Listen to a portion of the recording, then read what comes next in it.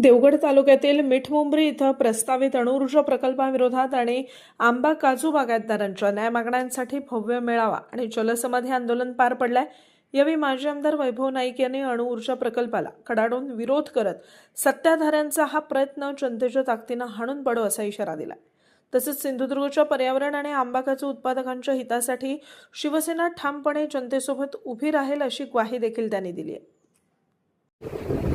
खरं तर प्रत्येक आंदोलन जेव्हा होतं, अणुऊर्जा प्रकल्प असू दे, पौष्टिक प्रकल्प असू दे, आणि सिंधुदुर्गातला खरं तर हा जेनेटिक आहे, हा पर्यावरणवादी आहे। त्यामुळे प्रत्येक पर्यावरण विरोधी प्रकल्प असेल त्याला सिंधुदुर्गातील जनता प्रकल्पाने विरोध करते। आज या ठिकाणी संपूर्ण सिंधुदुर्ग जिल्ह्यातील स्थानिक लोक आहेत, परंतु उद्या सत्ताधारी नेते पालकमंत्री उद्या आरोप काय करणार तर ज्या प्रकल्पाला राज्यातील बाहेरून लोक आले होते। त्यामुळे माझी आपल्याला सर्वांना प्रथम विनंती आहे की आपण जर सिंधुदुर्ग जिल्ह्यातील असेल तर सर्वांनी हात वरती करा, ते सिंधुदुर्ग जिल्ह्यातील आहेत त्यांनी हात वरती करा।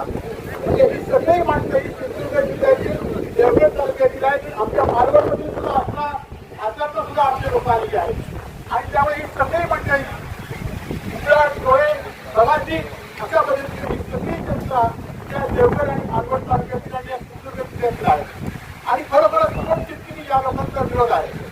खरं तर पालकमंत्री साहेब, तुम्ही गेल्या वर्ष 2 वर्षाच्या सगळ्या निवडणुका तुम्ही जिंकल्या असतील, त्या निवडणुकीत कशा जिंकल्या हे तुम्हाला माहिती असेल। लोकांचा त्या निवडणुकीत मताच्याद्वारे तुम्ही जिंकल्या असतील, तुम्ही लोक बसवले असतील, परंतु लोकांचा विश्वास तुम्ही मात्र सातत्याने गमवत चाललेला आहात। आता बागायतदारांचं पहिलं आंदोलन होतं, जे आता फेब्रुवारीमध्ये आंदोलन झालं, सन्माननीय राजू शेट्टी आणि लोके तुम्हाला सन्मानपूर्ण व्यासपीठावर बनवलं आणि तेव्हा सांगितलं होतं की हेक्टरी 3 लाखापेक्षा जास्त मदत आम्ही मुख्यमंत्र्यांकडनं जाहीर करू। ती मदत तुम्ही कालच्या अधिवेशनापर्यंत जाहीर करू शकली नाही, तर ती तुटपुंजी मदत आहे। ती मदत तुम्ही जाहीर केलं आणि तुमच्या भावानी त्या ठिकाणी बोर्ड लावले की ही मदत आम्ही जाहीर केली म्हणून। खरं तर त्या मदतीला आम्ही आम्हाला व्यापाऱ्यांनी सगळ्यांनी त्यामध्ये 40 लोकांना होतं की 200 रुपये आम्हाला मदत नको म्हणून, परंतु ती मदत सुद्धा तुम्ही जाहीर करण्याला ही परिस्थिती आहे।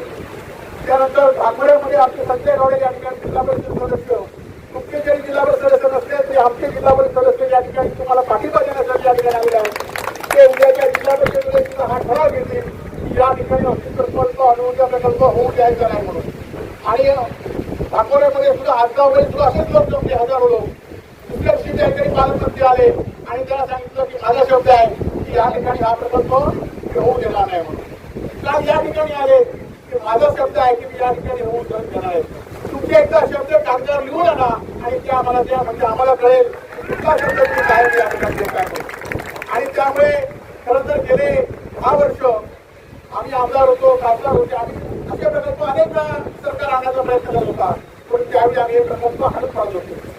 तर दुर्दैवाने आज तिन्ही राणे या जिल्ह्याच्या सत्तेवर आहेत आणि त्यामुळे लोक देशातल्या असू दे, राज्यातल्या असू दे, उद्योगपतींना वाटतंय की आपण सिंधुदुर्ग जिल्ह्यामध्ये हात ठेवला, तिथे राणे आहेत, त्यामुळे हा प्रकल्प होणार असे त्याचा समज झालेला आहे। तो समज आपल्याला सगळ्यांना आज या ठिकाणी भरून काढायचा आहे। तो प्रकल्प, तो विरोध आपल्याला सर्वांना दाखवायचा आहे। आज जास्त वेळ आपला घेत नाही, परंतु हे आंदोलन, ही लढाई आता आपली सुरू झालेली आहे। लढाई, ही लढाई कधी संपेल हे सांगता येणार नाही। या लढाईमध्ये आपल्याला किती त्रास होईल हे सांगता येणार नाही, या लढाईमध्ये आपल्याला काय आपलं गमवावं लागेल हे सांगता येणार नाही, परंतु ही लढाई सुरू झालेली आहे। या लढाईत आम्ही सर्व सिंधुदुर्गवासीय, आमची संपूर्ण सिंधुदुर्गाची ताकद तुमच्या या पाठीशी आहे। आणि परंतु ही लढाई तुम्हालाच लढावी लागेल, तुम्हालाच या ठिकाणी पुढे यावं लागेल आणि त्यांच्या पाठीशी आम्ही सर्व या ठिकाणी लोकप्रतिनिधी माजी असू देत किंवा आम्ही संघटनेचे कार्यकर्ते असू देत, या सगळ्यांच्या पाठीशी आम्ही तुमच्या पाठीशी आहोत।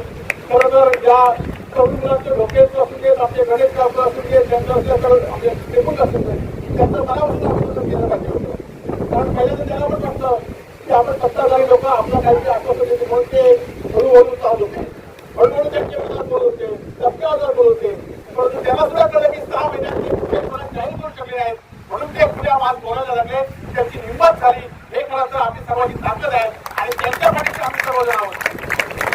आज खरं तर हा लढा सुरू केलेला आहे। आज जरी छोटा लढा असेल तर निश्चितपणे या लढ्याची ताकद, या लढ्याचा अंगारा, या लढ्याची आग ही संपूर्ण सिंधुदुर्ग जिल्ह्यात होईल।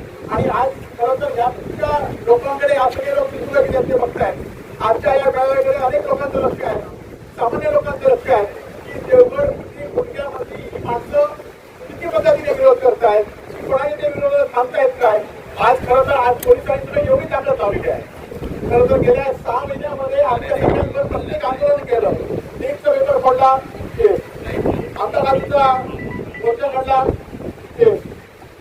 त्याची एक मुख्यमंत्र्यांचा फोटो काढला आणि या सगळ्या ठिकाणी केस करणार आज पोलिसांना सुद्धा माझं आव्हान आहे तुम्ही किती लोकांवर केस करणार कितीदा केस करणार तुमची पण वेळ चुकी आणि आमची पण वेळ चुकी किती केस करा आम्ही तुमच्या या केसला दिला नाही तुमच्या जातीला दिला नाही आज पुन्हा एकदा सर्वांचं मनापासून आभार व्यक्त करतो की आमची लढाईचा सुरुवात आज तुम्ही मोठ्या संख्येने दाखवला कोणी तुम्हाला गाडी पाठवली नाही कोणी तुम्हाला वडा दिला नाही कोणी तुम्हाला पाणी दिले नाही पण तुम्ही आपला लढा आहे त्यासाठी तुम्ही सगळेजण आलात त्यासाठी तुमचं मनापासून अभिनंदन आणि हा लढा आपल्याला आजपासून या ठिकाणी चालू करायचा आहे एवढं काम सांगतो आणि थांबतो जय हिंद जय महाराज